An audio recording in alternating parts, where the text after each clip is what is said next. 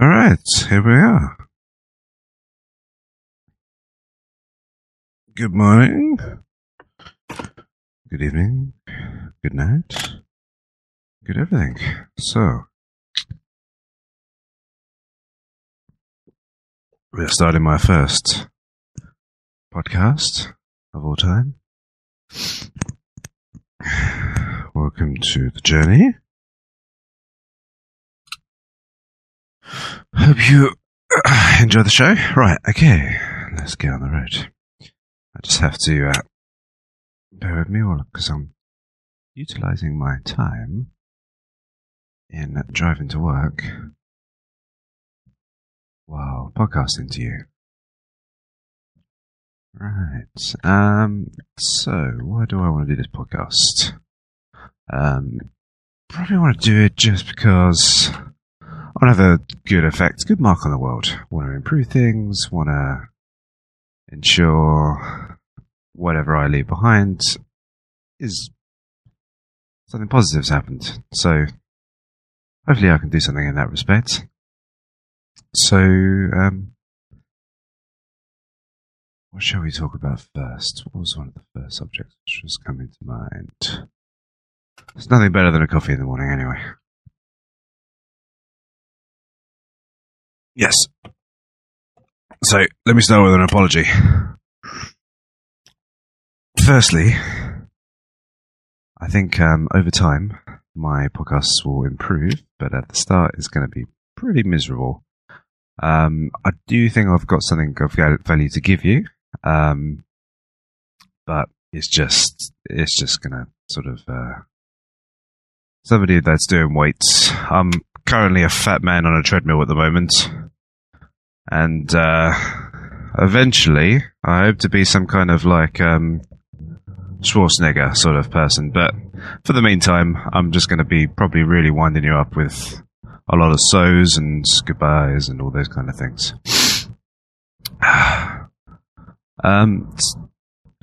So I guess currently in today's day we've got a lot of financial issues. It's been always something on my radar, and one of the major things that I've noticed is that we've got increased amount of government debt, we've got personal debt, we've got basically credit expansion everywhere you can see.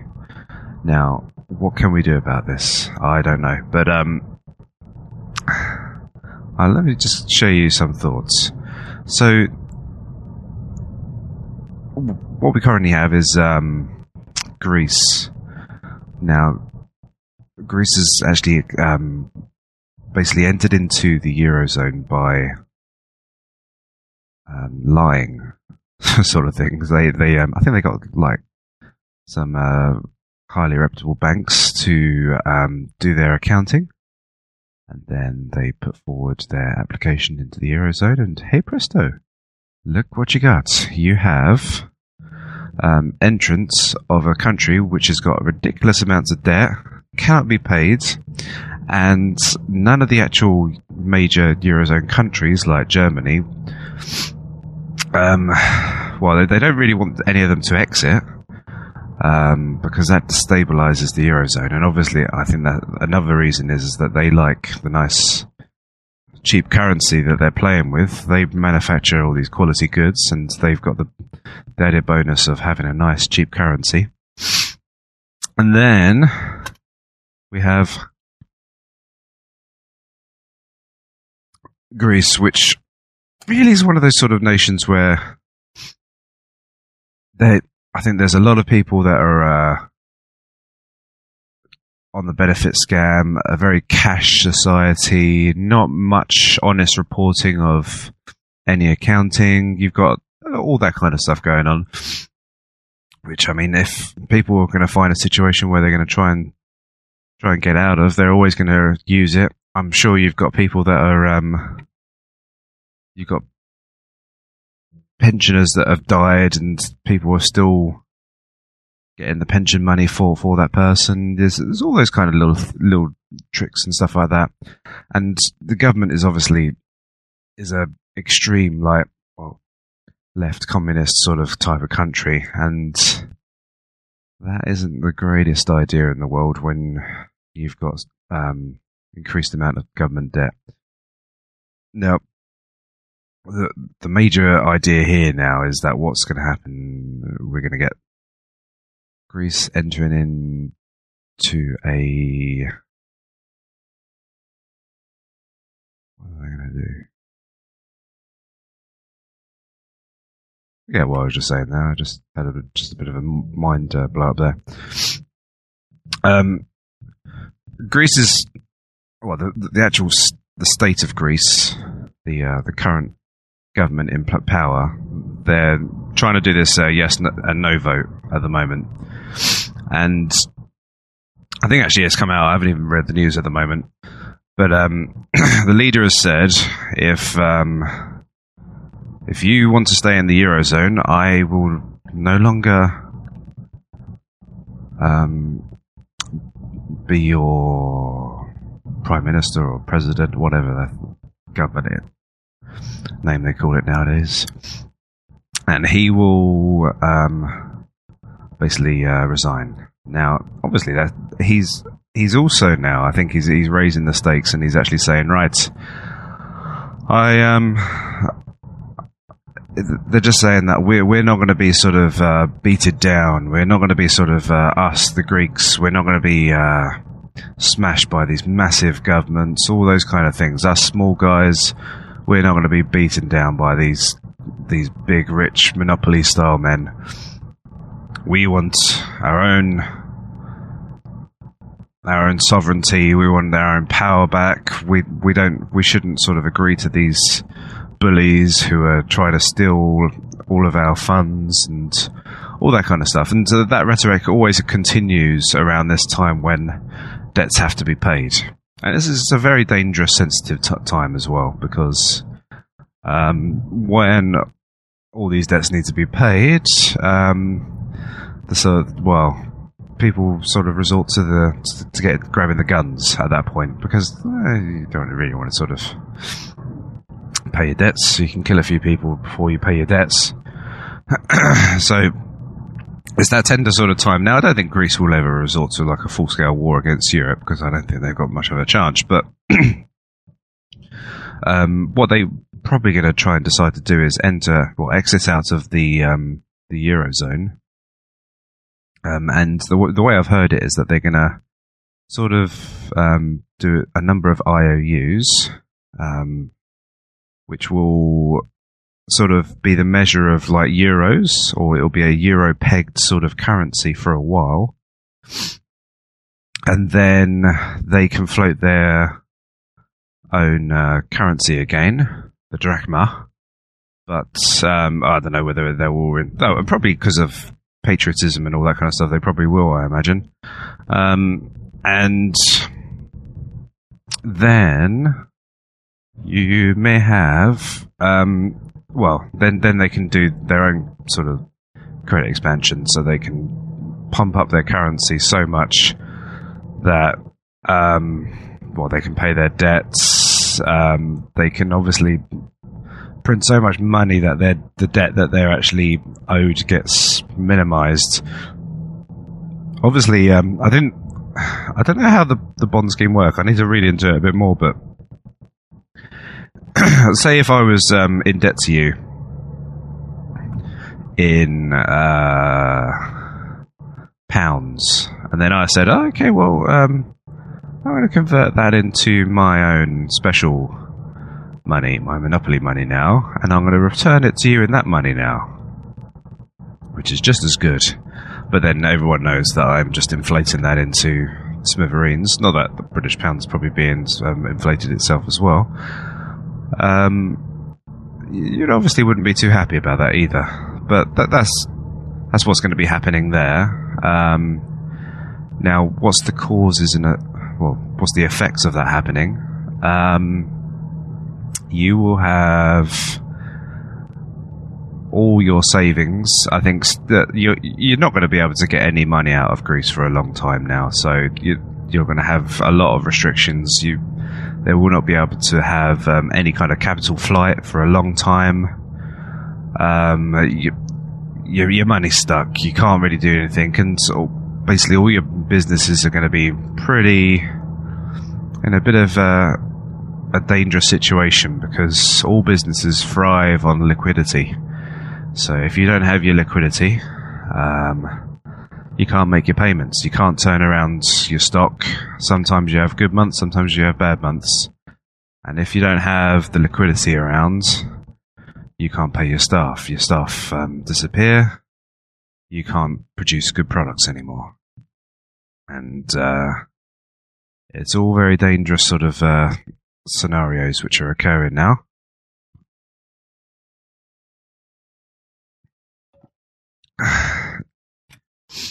And then simultaneously, I'm not sure, like, I have to do more reading on the side of Puerto Rico, but you have Puerto Rico now, which is,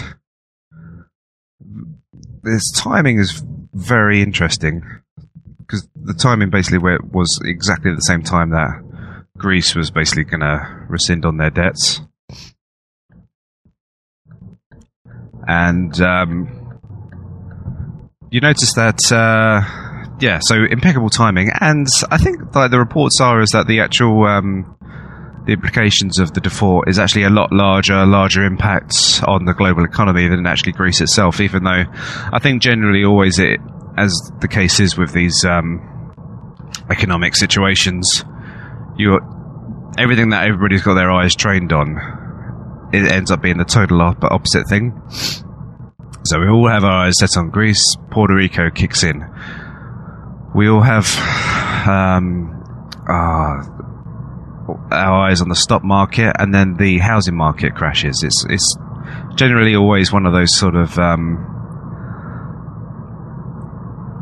deceptions which happen in the economy. I guess they call it black swans and stuff like that. The known knowns or the unknown knowns. But it's interesting times. Now, what obviously I really wouldn't want to happen in the world is that these governments take power and then they start talking about national pride and how proud we are of our nation and all those kind of things.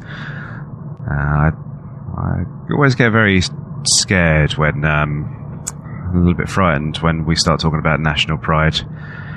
It's just about the same sort of thing as we can get. It's as close as a government can be to like out and out racism. It's just where we like they can't just totally throw it. They have everything on the table, but I don't know. It's an interesting concept. I mean, like everybody moves everywhere now. Nobody's sort of set in one position. Nobody's genetically all the same, or we'll be all pretty inbred. A country could probably say one or two things. I mean, in the past, I guess there was sort of like British people that have been there for. So I'm talking about Second World War. Like there was like British people that have been there for multi generations. I'll give you some sort of like an interesting one. I had friends in the UK who's Italian, and Churchill ordered his granddad to be sent into a concentration camp because of obviously Italy being on the Axis side for the start of the war, Second World War, and he was basically put into a concentration camp. I think I don't know whether he was looked after well or not, but you can sort of understand it. But I guess he was all he was trying to do is probably start a new life somewhere else.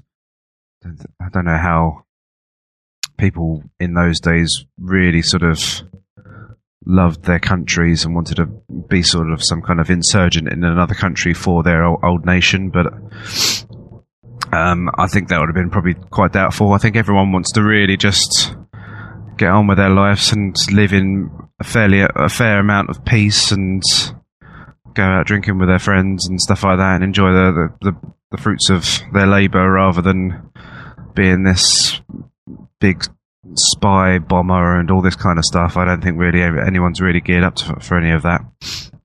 But yeah, getting back to the original subject of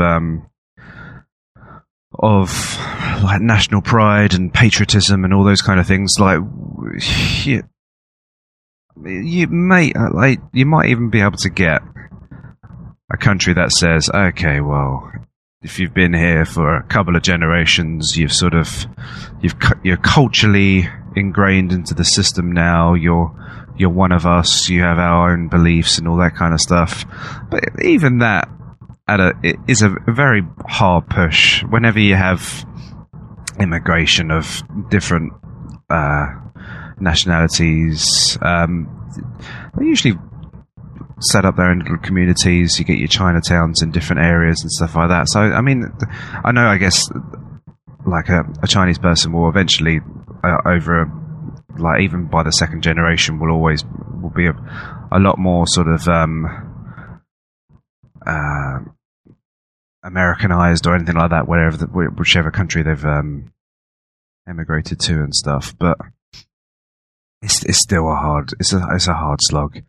I mean, who's really sort of... Are we all really sort of that similar? There's so many sort of division lines of what we all are. Are we left wing and are we right wing? Do we like pop music? Do we like classical music? You can find endless divisions. Do you have blonde hair? Do you have brown hair? Are you bald? Are you fat? You can find endless amounts of divisions and all those kind of things to basically grind down people just into different little groups and segments. Eventually, everybody split up into just some kind of DNA structure. And really, all it is just sort of a mind game. I'm sure when you look back at, say, the British and the Germans when they were fighting wars with each other and stuff like that, the actual people that are on the ground fighting and all those kind of stuff, they had much more in relation to each other, as did their sort of generals. So the British and the German generals probably had a lot in common with each other in that way. So both, and especially like during the story of like the First World War, where they played a football game, that was just they enjoyed each other. They shared Christian songs like Christmas songs with each other. They drank, they played football. They knew that they were just the same kind of people. Maybe they obviously a little bit of a different sort of language and all those kind of things, but they were in the same boat. They were pushed by their states to fight each other. Really, they probably, I mean, unless they really got swept up in this sort of romantic, like, sort of idea of we're going to sort of, I don't know, conquer the world, we're going to colonize things, we're going to make this our own, I'm going to promise you farmland and all this great stuff if we can go on our conquest, and think of all the battles that our nations have had where our backs have been against the wall, and yet we've fought on, and there's been nobody left over, and yet there was one man standing who could still hold up the flag and all those kind of stuff. It's one of those sort of like, I think it's like the most romantic sort of stories that you can give to young men, of how you can sort of become part of some kind of clan that conquers the world. But it's not really like that. Every story that you're told of every battle where you're outgunned, outnumbered, and all those kind of things, I would suggest that probably you had a hell of a lot of bad calculations made by generals that ended up for them to be in that situation. Because I don't understand why, unless literally you've come down to the very last segment of, like, you're down to your final castle and there's nothing left, and your back's against the wall. I can't really see why you would really want to enter into a situation where you're outmanned and outgunned. you'd ideally want to logistically supply your men, have enough guns, and always take out as the small guys as plentiful as possible. So all those stories of romanticism are usually, I would say, is a story of where a general's probably miscalculated things and led men to their death. And there's probably a lot of arrogance that has happened there as well in those stories. So yeah, that goes back down to the ideals of nationalism and everything. But yeah, so we go back. So Greece, they're gonna blow their little trumpet of national pride and how we've been basically ripped off by all these other states. But really, I see it as just one state trying to gain power from the larger states, and there's just an entanglement of these two big bullies, whilst the actual people find that the value of their money is just getting whacked out, so they just literally have less and less and less. Their pensions are worth less, everything's worth less, it's miserable. Anybody who's got a grasp of a foreign language and are fairly well educated, know they can apply themselves to anything, probably will be just looking at, okay, well, can I try and go somewhere else, try and work hard somewhere else and stuff like that. Maybe that's the place to go to. I guess they've got their family and friends that they might lose out on, and maybe the climate, a nice climate which they might enjoy. But I think maybe if I was in the situation of a Greek citizen, I would be like, oh, okay, do I really want to be here? It's a dangerous situation, but I still don't think Greece is going to be like the only sort of basket case in the world. Obviously, Puerto Rico's kicking in. You've had Argentina before, and I think sometimes if you look in the future, you might say to yourself, okay, well, Greece might be, if they get through the pain and all that kind of stuff, the first ones out. If you look at Iceland, during the actual 2007 crisis, they're basically doing pretty well now. I think generally the economical news is quite good. They defaulted with their banks, yet I think they turned it around. I'd have to read up a little bit more about that as well. But you don't see any bad signs. I think, in general, if you do have one of those economical crashes where everything goes back down to zero and everyone's like, oh my gosh, what it does is it does actually give you a nice sort of bench to start on again. Everyone has people have plenty of assets of labour. You've got vast amounts of cheap labour. You've got a lot of assets which people still want to sell, and when people get a fresh start, sometimes people enjoy it. People enjoy sort of starting with a new manager and stuff like that. It means that they got something to start with again, and sometimes it can sort of root in sort of a harder work ethic and stuff like that. And I understand that. Okay, well, maybe this government probably wasn't a great idea. Maybe we should sort of make this government a little bit smaller, less capacity to sort of print money, expand, lie on its debts, all those kind of things. We should really sort of rein in this government. So yeah, so there's all of those kind of things we need to sort of look into in respects of how an economy sort of crashes and then sort of restarts. So obviously you're going to have a lot of pain. I can't see sort of a European country, unless sort of the only way I can see that you're going to get like starvation happening,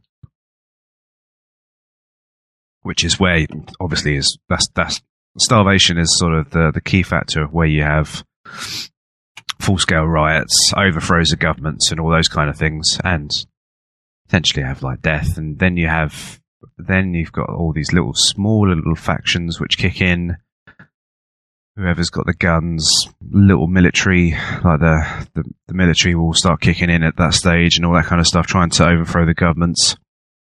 I can't quite see that ever happening unless you had a tremendous amount of bad decisions made by the government, which just kept on increasing sort of like the prolonged effects of a depression happening. I mean, all they really need to do is just lower regulations to start up businesses. Basically, you could really sort of kick into economy just saying, look, if they started from ground zero and say, look, hey, what we're going to try and do is a tiny bit of tax for everybody, 5% tax, and we're just going to try and just do the very basics with that tax. 10% tax. I don't know. Everyone gets taxed 10%. So we're going to simplify everything. We can get rid of tons of governments, and literally everything's for sale. And as crazy as it might sound, I think most things could be just sort of managed. You could go as far as saying healthcare, all those kind of things. Your major problem that you're going to have is your dependent families, and your elderly care and all those kind of things, and law and order. I don't think Greece has got any sort of like I don't think anybody's going to start overthrowing Greece anytime soon, but you can never be really sure. So own a couple of nuclear bombs or something like that, maybe, I don't know, and just dramatically reduce the size of their government. And hey presto, you've got a massive turnaround on your hands. You've got people that have got instant jobs everywhere. So where there was like sort of government controlled sort of monopolies on roads and people that take out the garbage and all those kind of things, you've got instant demands. So, hey, who's going to do this? Who's going to do that? Who's going to do that? And then people are going to go, well, if nobody's going to do it themselves, I'll do it. And I think that's amazing opportunities that sort of arise from just complete despair. And it can turn things around pretty rapidly. And now I guess we could even push it as far as sort of elderly care and dependent care. But yeah, that'll be a bit of a struggle, because obviously they have got if they've got zero means of actually kicking around any sort of money and all those kind of things. Because basically Greece has got nothing to their name. I guess they've got sort of the assets of the state, so they may have land, property, things like that they own, which I guess they could all sell off and give to an insurance company, which can look after the remaining citizens for a while. But yeah, if you get, I would say it's always dangerous leaving the full responsibility of oneself in the hands of the state, because you never know when they're going to be bankrupt, and you don't know when the decisions are going to be made, where they say, okay, well, why should we care about the elderly? What do they do for us? They've had it pretty easy all these years, whereas we haven't. So just bear that in mind.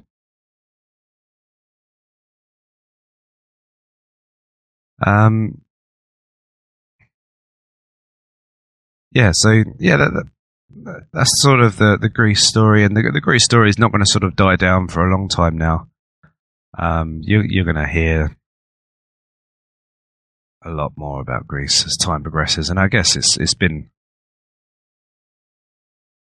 one of those big stories in the news, or coming on 5 years now. It's going to be the more of a slow decline. Maybe you're going to get a few eruptions here and there, but the stories of poverty happen. I always find that there's probably, with a story of poverty, there's a bad decision that's been made in the past, and then there's the gradual decline. It's the compound interest sort of decline that people sort of encounter, where your debts are just accumulating in value to the actual sort of person who's provided you with the debt, and you're stuck on the other side of the fence wondering why you ever got into that contract in the first place.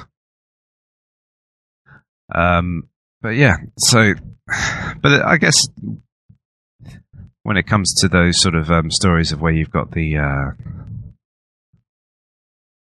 debts, you got to get to a point where you're going to have to write off debts which are unpayable. If a debt is going into sort of an astronomical sort of level, you can't still respectfully or genuinely sort of think, okay, well, this guy's still going to be able to pay me off all this debt, and this is all going to be paid to me in the end.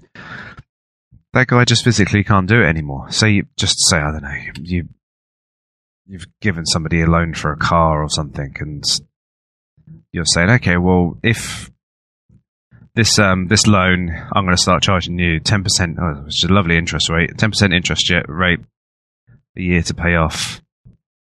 And it's getting to a stage where it's now been 20 years since he hasn't paid off that car, and I don't know how much the interest would be, but it'll be astronomical by that stage. And the guy only earns $30,000 a year or something for a car that he originally paid $50,000 for. It's not going to happen. And I guess in a transaction that's just happened between two people, you're going to just go, okay, well, this guy can't do it anymore. I'm going to have to sort of write off this debt. And debt that you have to write off is a legitimate part of business, but central banks and, say, Germany with Greece cannot accept the fact that they will have to write off this debt. Everybody wants somebody else to pay off this write-off, and the people that always end up paying are the ones that sort of have the least voice, and the voice that sort of who can we put this on? Now, obviously, a large government, and large businesses can sort of try and do these kind of things where they can sort of negotiate, put things on the table, barter, and ensure that debt isn't put onto them. But when it comes to citizens really, I mean, they can protest and all those kind of things, but only until when the government actually puts on a vote and stuff like that. They can't do too much. So really and truly, it always trickles its way down to people in the end. I find there's never really sort of a way to just your general sort of average Joes on the street, your big sort of Fortune 500 companies, sort of, I guess they do get sort of write-offs quite a few times, but they're going to have a far greater voice to sort of say, hey, this is not acceptable, and all those kind of things. But it's an interesting play. When write-offs have to happen, somebody's going to have to take the hit at some point, and the risk should have been priced correctly from the onset.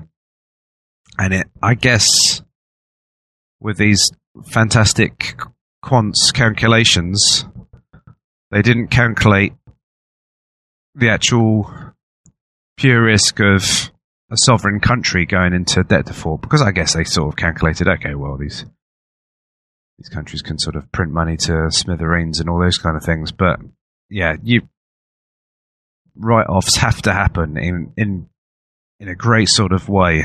And the problem is that once we start kicking in these write-offs, whole lot of things start to happen, which is I guess is the fear word, which is contagion. But remember, with every fear episode, you get opportunities as well. So if one thing starts to go down, then the other thing kicks in. And I would always say that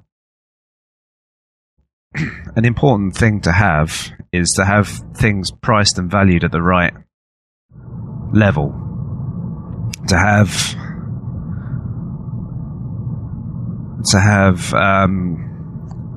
basically houses worth what they should be worth, to have labour worth what it should be worth, to have sort of your taxes to be a fair tax, all those kind of things, to assets, everything to be sort of taken down to the basic principles of what they are. So there's no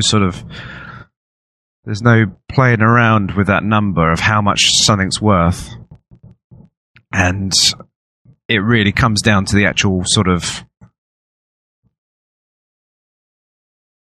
the bones of what the item is. So okay, so let's look at the house market, which is one of my favourite subjects. So a house has a number of sort of areas where you have manipulation of the prices. So you have your taxes. Your taxes are always sort of channeled into according to, like, if you've got a property investment or anything like that, you can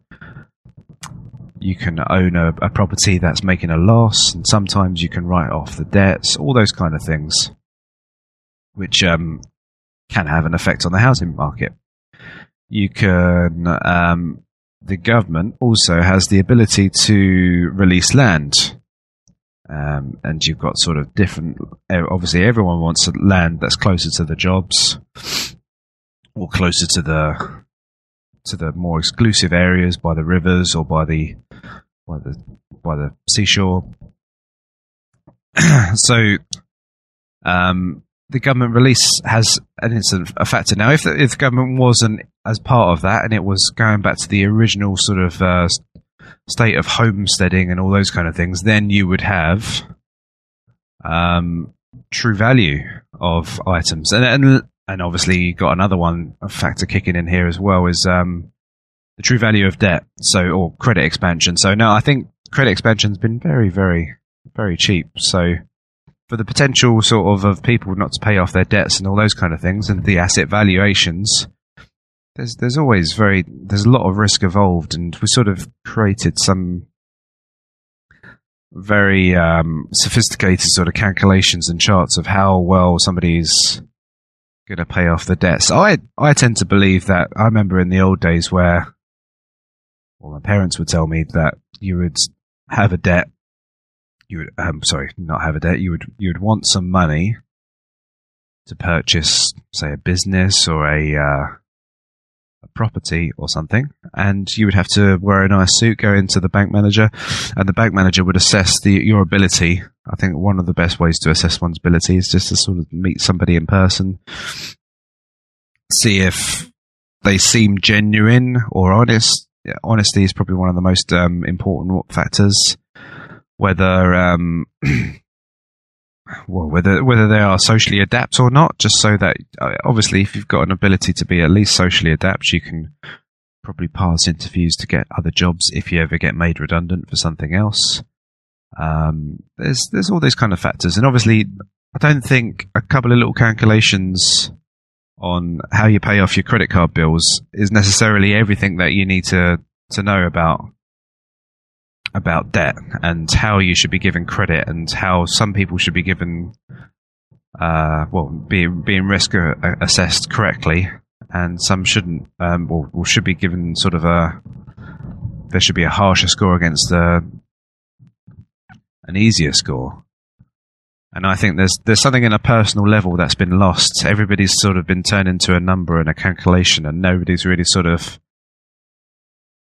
And then we've sort of securitized all of these debts into some one big number factor, and everything's sort of been turned into such a large spreadsheet and turn into one humongous unit. And that is very hard and choppy to sort of understand what is the position with people.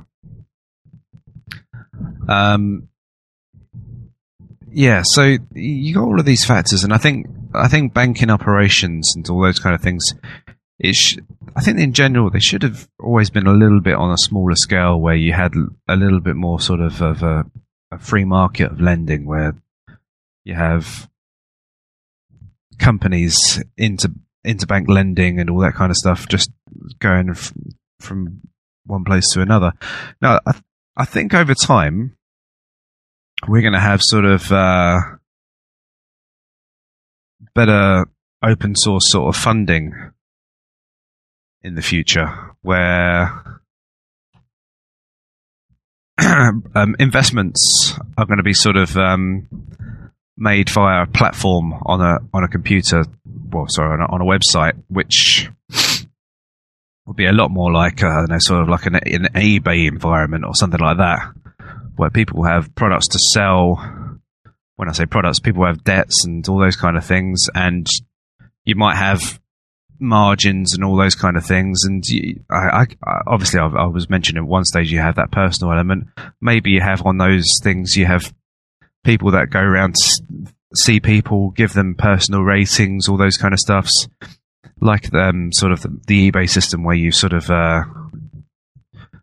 based upon your previous sort of purchases, how quickly you've paid, all those kind of things, you've got like a little bit of a calculation of how well that person may be at returning any of the debts that they've requested.